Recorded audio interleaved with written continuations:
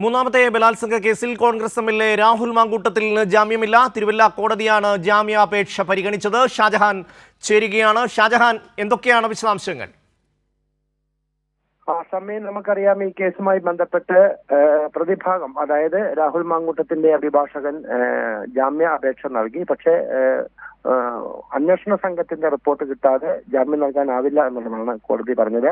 പിന്നീട് ഈ ജാമ്യം നൽകാൻ കോടതി അനുവദിച്ചില്ല. അതിനുശേഷം പ്രോസിക്യൂഷൻ പ്രൊഡക്ഷൻ വാറന്റ് പുറപ്പെടുവിച്ചു, കോടതിയിൽ സമർപ്പിച്ചു. ഇനിയിപ്പോ നാളെ രാഹുൽ മാങ്കൂട്ടത്തെ കോടതിയിൽ ഹാജരാക്കും. അതിനുശേഷം കസ്റ്റഡിയിൽ ആവശ്യപ്പെടും. കാര്യം 7 ദിവസത്തെ ചോദ്യം ചെയ്യലിനായിട്ട്. കാര്യം ഈ കേസുമായി ബന്ധപ്പെട്ട് ഒട്ടനവധി കാര്യങ്ങൾ ഇനി അറിയാനുണ്ട് പോലീസിന്.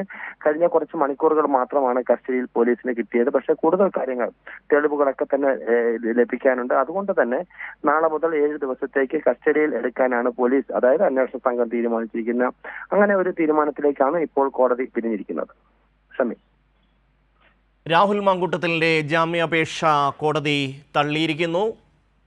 മൂന്നാമത്തെ ബലാത്സംഗ കേസിലാണ് കോൺഗ്രസ് എംഎൽഎ ഇന്ന് ജാമ്യാപേക്ഷ നൽകിയത്. എന്തൊക്കെ കാര്യങ്ങളാണ് ഈ ജാമ്യം നൽകണമെന്നാവശ്യപ്പെട്ട് രാഹുൽ മാങ്കൂട്ടം കോടതിക്ക് മുന്നിൽ സമർപ്പിച്ചത്?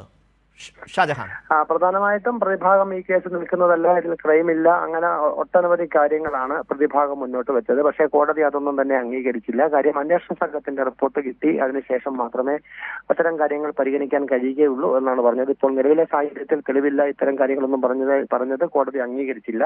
അതിനുശേഷം പ്രൊഡക്ഷൻ വാറന്റിനായിട്ട് അന്വേഷണ സംഘം കോടതിയെ സമീപിച്ചു. അത് കോടതി സ്വീകരിച്ചു. നാളെ കോടതിയിൽ ഹാജരാക്കും. നമുക്കറിയാം, ഈ കേസുമായി ബന്ധപ്പെട്ട് ഇപ്പോൾ മൂന്നാമത്തെ കേസിൽ തന്നെ ഒട്ടനവധി കാര്യങ്ങൾ പോലീസിന് തെളിയിക്കേണ്ടതായിട്ടുണ്ട്. തിരുവല്ലയിൽ നടന്ന ക്രൈമും അതോടൊപ്പം തന്നെ മറ്റു സ്ഥലങ്ങളിലൊക്കെ കൊണ്ടുപോയതും അതോടൊപ്പം തന്നെ ഈ മൊഴിയിൽ, അതായത് പരാതിക്കാരുടെ മൊഴിയിൽ പറയുന്ന കാര്യങ്ങളൊക്കെ തന്നെ കൃത്യമായിട്ടും പോലീസിന് ശേഖരിക്കേണ്ട ആവശ്യമുണ്ട്. അതുകൊണ്ട് തന്നെ 7 ദിവസത്തേക്ക് കസ്റ്റഡിയിൽ വാങ്ങും. പിന്നെ മറ്റു പല സ്ഥലങ്ങളിലും, ഈ പറയുന്ന ജില്ലകൾ പാലക്കാടും അതോടൊപ്പം തന്നെ തിരുവല്ല, പത്തനംതിട്ട മാത്രമല്ല മറ്റു ചില ജില്ലകളിൽ കൂടി പ്രതിയെ കൊണ്ടുപോയി പോലീസിന് തെളിവെടുപ്പ് നടത്തേണ്ട സാഹചര്യമുണ്ട്. അതുകൊണ്ട് കൂടിയാണ് 7 ദിവസത്തേക്ക് കസ്റ്റഡി അപേക്ഷ നൽകാനായിട്ട് പോലീസ് തീരുമാനിച്ചിരിക്കുന്നത്.